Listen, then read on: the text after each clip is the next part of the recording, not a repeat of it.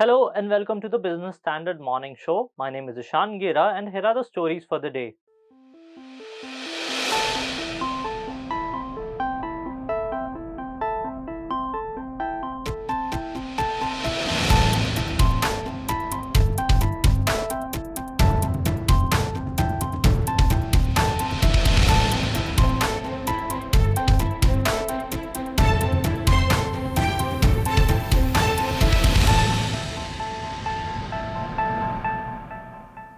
The government on Thursday said that adopting new farming technologies like genetically modified crops was key to ensuring food security for the country and also to cut the import bill. It also said that extensive studies conducted on genetically modified mustard variant DMH11 has provided evidence that it is safe for cultivation, food, and feed use. So, is it time for India to adopt genetically modified crops at a large scale to increase agricultural production? Tariq Ahmed brings you the answer.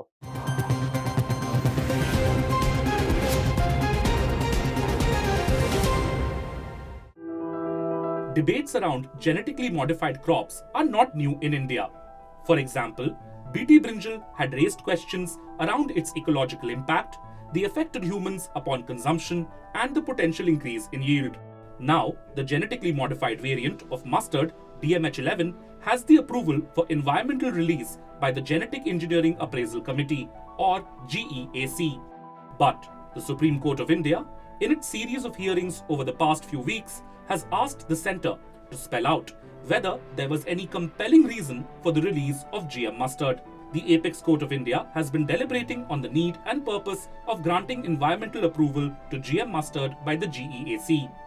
At the same time, as per sources, the crop has already reached the flowering stage in the fields where it has been planted for further studies. The plant is in 6 test fields and is believed to be in healthy condition. The court was told in the hearing by the petitioners that genetically modified mustard was unsustainable in the Indian context. Petitioners against the sowing of the crop argued that the companies holding the patent for GM crops are themselves testing the viability of these crops.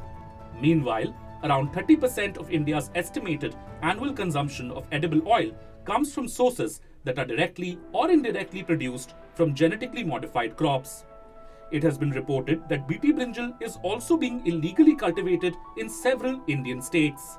India had already approved one of the GM crops, BT cotton, in 2002. Currently, India is the second largest cotton producer in the world. Also, more than 80% of the total cotton production in all the 9 cotton producing states in India is from BT cotton. And cotton production in India has considerably improved both in terms of yield and total production. For the advocates of genetically modified crops, cotton is a perfect example of how technology can improve productivity. According to the Solvent Extractors Association, the edible oil import bill of India has risen 34.8% to 1.57 trillion rupees in 2022. This suggests that India is relying on foreign imports for domestic edible oil consumption.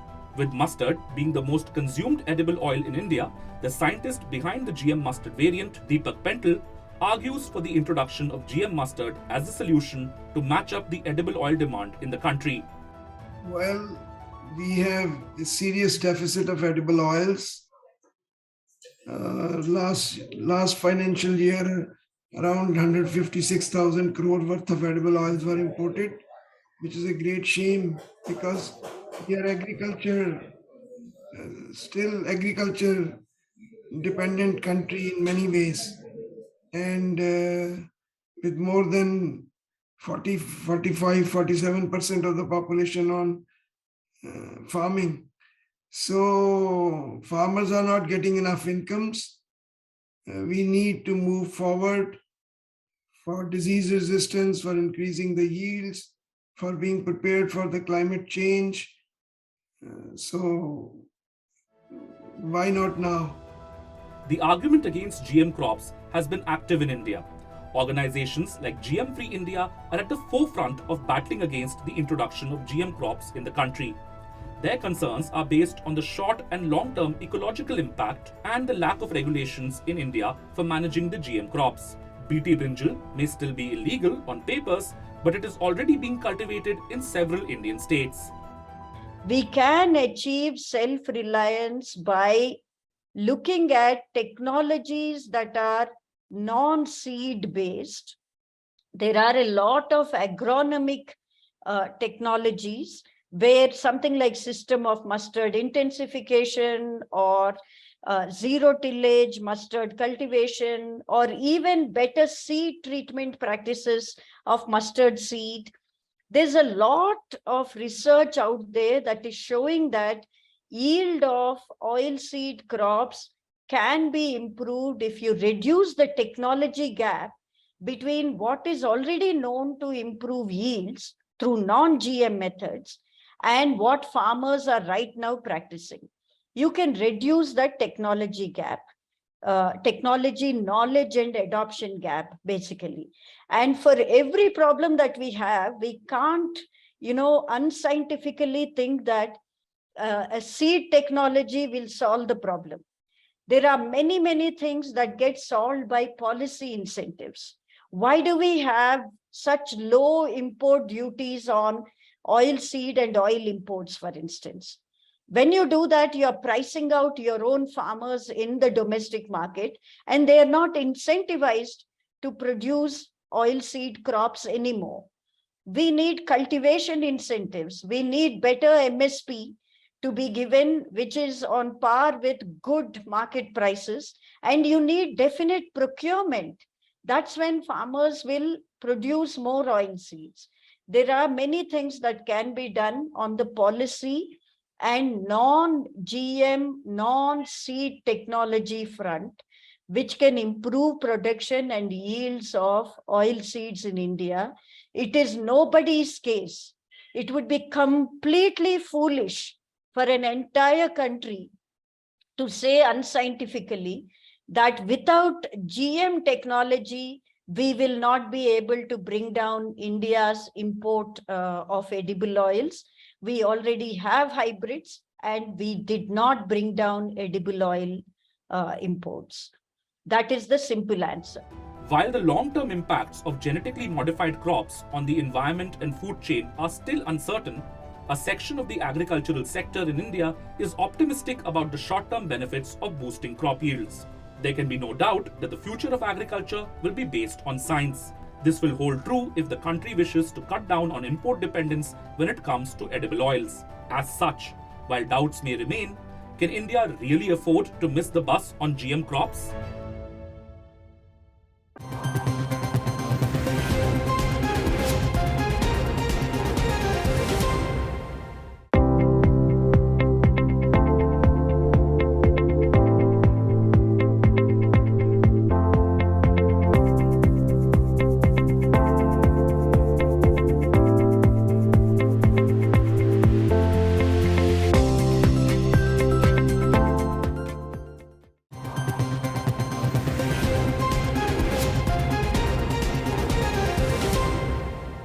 India is set to overtake China as the world's most populated nation, and it needs to ramp up its agricultural production.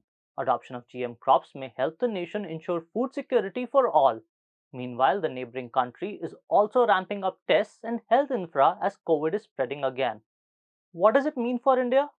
Should it be a cause for worry for us? The next report by Tushar Verma answers these questions.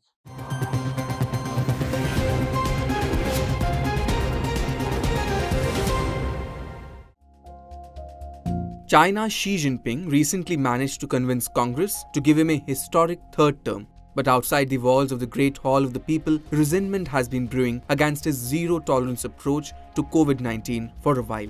Xi is said to have cemented his authority through his signature-style curbs, but his persona has lost sheen after massive protests rocked several Chinese cities, later spreading to factories. The world's largest iPhone factory in the Chinese city of Guangzhou came to a halt recently.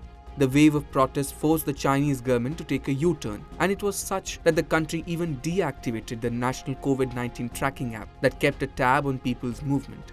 Now, as the restrictions are being eased, the number of fresh cases are also rising. They have now crossed the 20,000 daily mark. Experts now fear an exponential increase in cases and deaths in the coming few months. A recent report by Financial Times said that 1 million Chinese people will be at risk of dying due to COVID-19 if the Xi government continues relaxing COVID containment norms. The horrifying numbers were based on statistical modeling.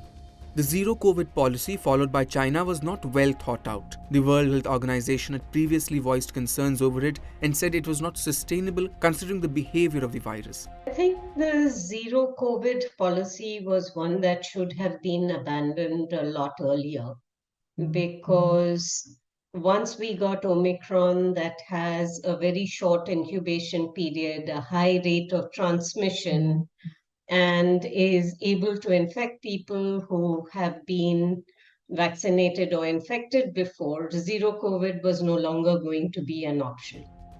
However, it is not the only reason for the increase in cases. China's vaccination program has relied heavily on its indigenous vaccine, Sinovac, which experts say is not very effective. They have relied entirely on domestic vaccines. And their major vaccine, Sinovac, 2 doses had an efficacy of only about 56 or 58%.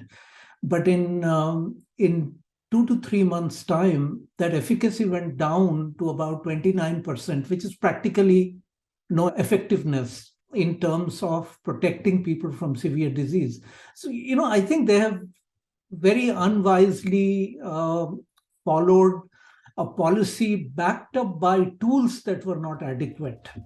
So are increasing cases in China a worry for India? According to the WHO, 950 million Indians are vaccinated with 2 doses.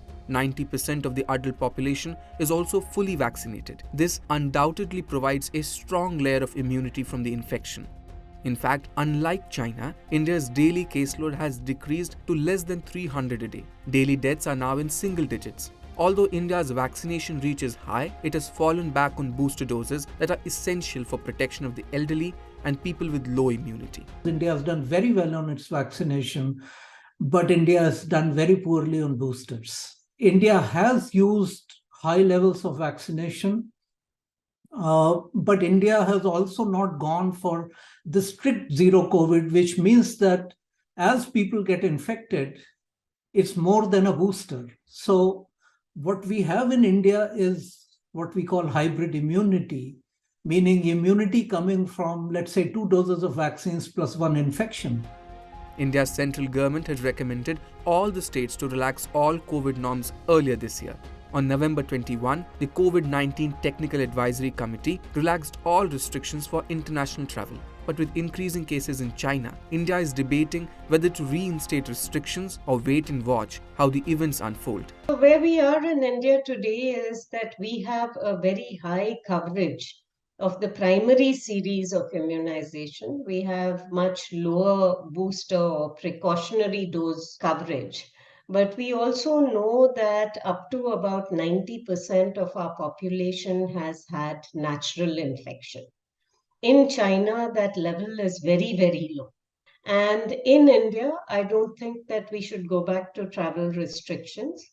Obviously, I think if there is a huge surge in cases in China, it makes sense to do some level of screening to see what variants are being brought into the country.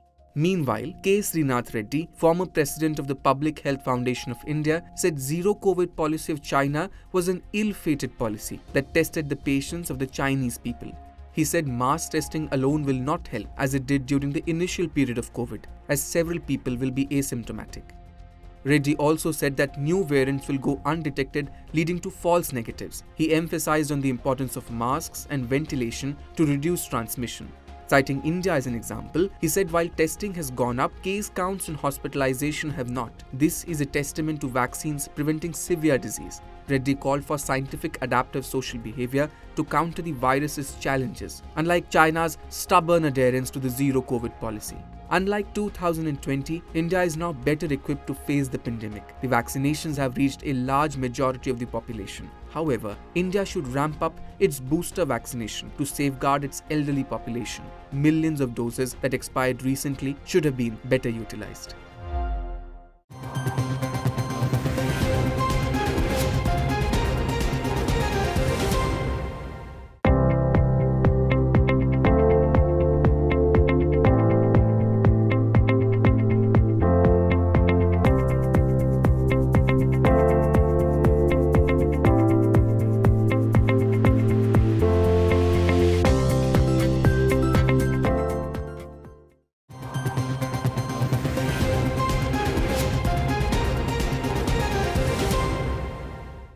on to markets, new age stocks had a nightmarish 2022. While Paytm shares have crashed over 70% from their issue price, those of Nykaa have tumbled nearly 85%.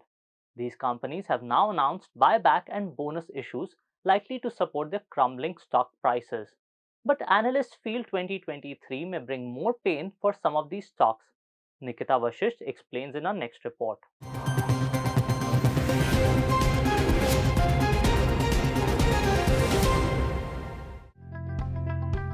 Most digital stocks had a forgettable 2022 as rising cost of capital hit valuations and demand slowdown crippled margins.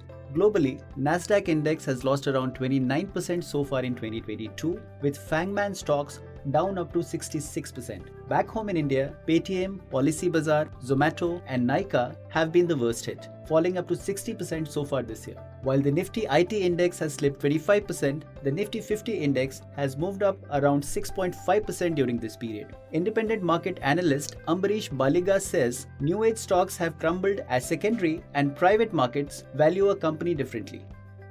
That's because we secondary market investors normally look for parameters very different than the PE investors. We need to see cash flows, which unfortunately most of them were not generating. And profitability was not there in the dictionary of some of the promoters, especially Paytm. The initial euphoria driven by hype and demand supply mismatch, that's because everyone wanted to have a pie of the new age stocks about which they've been hearing for long as big wealth creators, multi baggers for the PE investors. But finally, when you get down to brass tacks, these stocks had to be re-evaluated. Now, we can't weigh all of them in the same basket. Nykaa came with the positioning that it's the only profitable company among the new age stocks. But finally, market saw through it that profitability continues to be low despite rising top line. Paytm, anyways, was too expensive, and they were hoping to cash in on the brand recall. So it managed to scrape through the IPO, but even at 25% of the IPO price, it's not considered as an investment pick by most analysts. Analysts believe buyback announcements by Paytm and bonus issue by Nykaa were done to support their stock prices, which have plunged around 80% each from their issue prices. Against this backdrop, analysts suggest investors bet on those companies in 2023 that have strong management. Because when it comes to new and niche market, we bet on the person or the management who is managing and taking decision for the companies when it comes to the new area. So it's very important to understand the growth drivers and how the management would be taking decision to take advantage from it in terms of business. From a market performance perspective, small case manager Kislay Upadhyay fears valuations may play a spoilsport for some stocks. Let's look at a listed food service company, for example, operating at negative returns on capital. It posted its second highest ever loss of 1200 crores last fiscal. Even after severe correction, it is valued at 55,000 crores of market cap. Now, this means it needs an annual profit of 2 to 3,000 crores for just the current valuations to be justified, assuming that it needs no more capital from now and turns profitable today. There is a listed cosmetic fashion e-commerce company that is slightly profitable, but even here, the valuations don't make sense. At 50,000 crores of market cap, its profit needs to be 50 times more than what it is for the current valuation to be merely justified. From a one-year perspective, ICICI Securities has a buy rating on delivery with a target price of 460 rupees. JM Financial has a buy rating on PB Fintech, Cartrade and Zomato with target prices of 910 rupees, 760 rupees and 130 rupees respectively. HDFC Securities has a sell rating on Nykaa with a target price of 800 rupees. Independently, Kislay Upadhyay of Fidel Folio Investments is bullish on Easy Trip Planners, while Ambarish Baliga likes Delivery and Policybazaar. Baliga, however, sees another 15 to 20% downside in Paytm in 2023. As regards today, domestic wholesale inflation data and the outcome of the US Federal Reserve's two-day monetary policy meeting will be on investors' radar.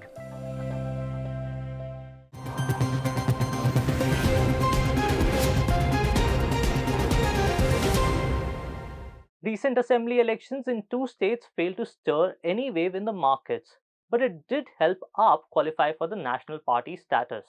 So, what is it to be a national party in India, and what are the benefits of becoming one? Also, can a party lose their status as a national party and be demoted? Our next report has all the answers.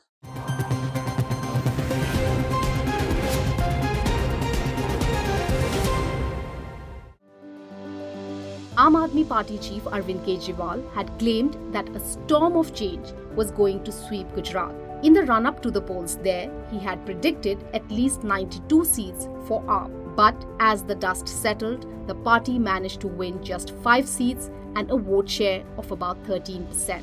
But there was a silver lining for Kejriwal in this loss too. AAP qualified to become a national party. It's quite an achievement to become the 9th national party and a moment for celebration. The Election Commission is likely to make an announcement on this soon. Being a national party means that the party has a national significance. It also suggests that the party has the ability to influence the results of state and national elections. India's two biggest parties, both Indian National Congress and BJP, are national parties. Trinamool Congress, CPIM, CPI, NCP, BSP, and most recently Conrad Sangma's National People's Party are the other national parties in India. AAP will be the 9th member once the Election Commission ratifies it. According to the Election Commission, a party has to meet a few conditions to attain national status. It says that a political party would be considered a national party if it is recognized in 4 or more states, or its candidates have won more than 6% of the total vote share in 4 states in an assembly or parliamentary election and have at least 4 MPs in parliament, or it has earned 2% of the seats in parliament from not less than 3 states. If a party does not fulfill these conditions in 2 consecutive elections, then they will eventually be demoted from the national party status to be a state party. Parties like DMK in Tamil Nadu, YSRCP in Andhra Pradesh, and TRS in Telangana don't have a national party status. Instead, they have state party status which have certain other conditions to fulfill. In order to be a state party, it should have won 6% of the votes in the last assembly election and have at least 2 MLAs or have 6% of vote share in the last Lok Sabha elections and at least 1 MP from the state. Being a national party has few advantages. A national party candidate needs only one person to nominate for their candidature, and national parties get 2 sets of electoral rolls for free of cost. Also, during general elections, they will be able to get slots in public broadcasts.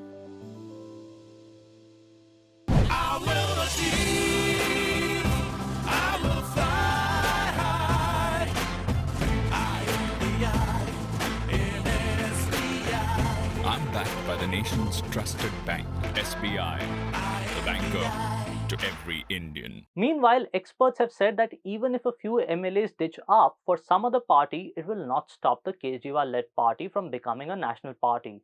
That's all for today. For more news and analysis, log on to business-standard.com. We'll be back tomorrow with our next episode. Thank you for watching. If you like this video, share it and subscribe to Business Standard. For more news, views and insights, log on to www.business-standard.com. Do also follow us on YouTube, Twitter, Facebook, Instagram, Telegram and LinkedIn.